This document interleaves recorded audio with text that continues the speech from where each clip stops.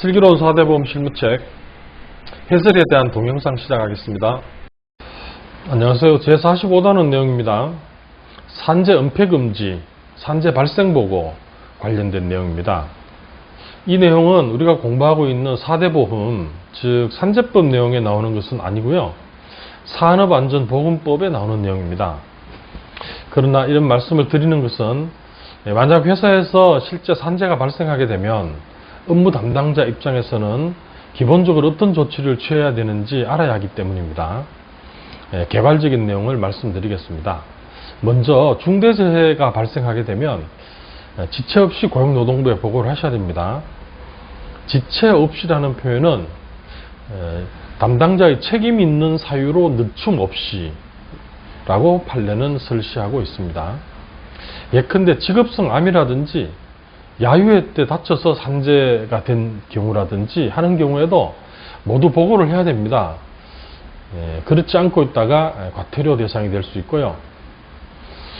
산재 처리 대신에 공상 처리를 함으로써 산재 발생 보고를 하지 않게 되면 요즘처럼 산업안전에 대해서 사회적 관심도가 높아지고 있는 상황에서 중장기적으로는 회사의 경영상 어려움으로 존재할 수 있습니다. 먼저 중대재해 관련 내용 살펴보겠습니다. 중대재해의 정의는요, 재해 정도가 심하고 다수의 재해자가 발생한 경우입니다. 시행령으로 가면 사망자가 1명 이상 발생한 재해, 3개월 이상 요양이 필요한 부상자가 동시에 2명 이상 발생한 재해, 부상자 또는 직업성 질병자가 동시에 1명 이상 발생한 재해를 얘기하고 있습니다. 만약 중대재해가 발생하게 되면요, 사업주는 즉시 작업을 중지해야 되고요, 대피시켜야 되고요, 그 밖에 안전 및 보건에 관한 조치를 해야 됩니다. 이 관련된 보고를 보겠습니다. 사업주는 중대재해가 발생한 사실을 알게 된 경우에는 지체 없이, 종전에는 24시간 내에 이렇게 규정되어 있었는데 지체 없이로 개정이 되었습니다. 고용노동부 장관에게 보고하여야 한다, 이렇게 되어 있고요. 고용노동부 장관이 취할 수 있는 조치의 내용도 정해놓았습니다. 다음 각호의 어느 하나에 해당하는 작업으로 인해서 해당 사업장에 산업재해가 다시 발생할 급박할 위험이 있다고 판단되는 경우 그 작업의 중지를 명할 수 있다, 이렇게 되어 있고요. 토사 구축물의 붕괴라든지 이런 것으로 해서 산업재해가 확산될 수 있다고 판단되는 경우 또 중지를 할 수 있도록 되어 있습니다. 최근 광주에서 건축물 철거하는 과정에서 큰 사고가 있었는데요. 그런 경우를 생각해 보면 쉽게 이해를 하실 수 있을 것 같습니다. 사업주는 나중에 작업 중지 해제를 요청할 수 있는데요. 그 관련된 내부 절차에 대해서도 규정해 놓았습니다. 벌칙이 산업안전과 관련해서는 좀 높은 편입니다. 제54조 1항 위반, 대피, 작업중지를 하지 않으면 5년 이하의 징역 또는 5천만 원 이하 벌금이고요. 54조 2항을 위반해서 중대재해 사실을 보고하지 아니하거나 거짓으로 보고하게 되면 3천만 원 이하의 과태료, 그 다음에 55조 1항 2항에 따른 명령 위반자는 5년 이하의 징역 또는 5천만 원 이하의 벌금을 규정하고 있습니다. 이어서 살펴볼 내용은 산업재해 조사표 관련된 내용입니다. 근거 규정 살펴보고 실제 산업재해 조사표 양식 같이 한번 훑어보겠습니다. 산업재해 조사와 관련해서 과태료 기준이 상당히 높은데요. 예컨대 지연보고를 하게 되면 1회 지연보고 700만원, 2회, 3회, 3회까지 가게 되면 1,500만원까지 기준이 되어 있고요.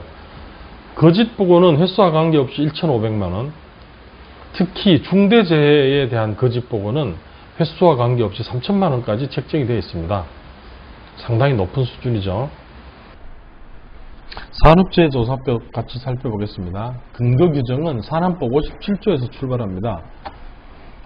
사업주는 산재 발생했을 때 그 사실을 은폐하면 안 되고요. 만약에 은폐를 하게 되면 그 사실을 은폐하도록 교사한 사람, 공모한 사람 합쳐서 1년 이하의 징역 또는 1천만 원 이하의 벌금이 나올 수 있습니다. 산업재해 발생 원인 등을 기록 보존해야 되는 의무가 있고요. 그 다음에 산업재해 조사표를 작성해서 고용노동부 장관에 보고해야 됩니다. 산업재해 조사표는 산안법 시행규칙 73조에 근거하고 있습니다. 이 내용을 제대로 보고하지 않으면 1,500만 원 이하의 과태료에 처해질 수 있습니다.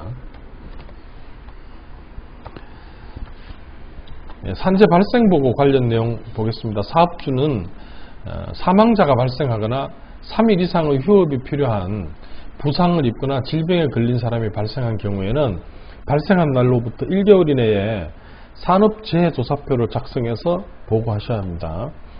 과로사 등 질병성 산재 사건이나 산재인지 여부가 회사와 다투어지는 경우에는 근로복지공단의 결정을 안 날로부터 기산해서 보고하셔야 합니다. 기록 보존과 관련된 내용은 산안법 시행규칙 75조에 있는데요. 사업장의 개요, 근로자 인적사항, 재해 발생의 일시 및 장소, 재해 발생 원인 및 과정, 재해 재발 방지 계획, 이런 내용이 있습니다. 산업재해 조사표의 근로자 대표와 관련된 확인사항은 근로자 대표가 없는 경우에는 재해자 본인의 확인을 받아서 산재조사표를 작성할 수도 있는 예외 규정이 있으니까 참고하시기 바랍니다. 산업재해 조사표 양식을 보겠습니다. 산재관리번호, 그 다음에 사업자 등록번호가 있는데요. 예컨대 산재 미가입 사업장이라든지 하는 이유로 해서 산재관리번호가 없으면 사업자 등록번호만 적으면 되고요. 근로자 수는 임시직이라든지 일용직이라든지 훈련생을 모두 포함한 숫자를 적으시면 됩니다. 고용 형태를 보면요, 상용, 임시직, 일용직 이렇게 되어 있는데요. 임시직과 일용직은 임시직은 1개월 이상 1년 미만, 일용직은 1개월 미만 이런 기준으로 해서 적도록 그 작성 방법에 보면 그런 내용들이 다 적혀져 있습니다. 여기 이제 큰 동그라미로 되어 있는 부분을 같이 한번 살펴보면요. 사업장명은 예컨대 원도급 사업자와 하도급 사업자 이런 식으로 나눠져 있는 사업장이라면 구체적으로 하도급 사업자명을 기재를 합니다. 그 다음 입사일은 건설업 같은 경우에는 이제 최초 출력일이라고 하죠. 일하러 나오는 날 적으시면 되고요. 같은 종류 업무 근속기간이라고 해서 3번에 있는 내용은 이거는 근로자에게 물어보고 기록하면 되는데 근로자 확인이 불가능한 경우는 기록하지 않아도 된다라고 되어 있습니다. 4번 휴업 일수는요, 진단서나 소견서 내용을 참고해서 적도록 되어 있습니다. 5번의 재해 발생 개요는 육하원칙에 따라서 적으시면 되고요. 6번의 재발 방지 계획은 위에서 이제 말씀드렸던 보존 기록하는 그 내용과 유사하게 적으시면 되겠습니다.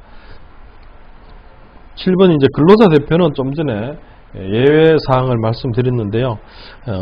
일반적으로는 재해자와 동일업체 소속의 근로자 중 재해 사실을 확인해 줄 수 있는 동료 근로자의 서명을 받으시면 됩니다.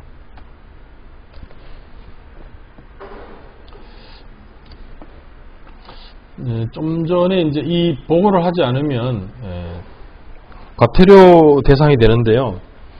구체적인 기준을 보면 지연보고를 하면은 1회 지연보고는 700만원, 3회 지연보고는 1,500만원, 중대재해에 대한 거짓보고는 횟수와 관계없이 3,000만원까지 과태료가 부과될 수 있습니다. 이상으로 제45단은 내용 마치도록 하겠습니다. 감사합니다.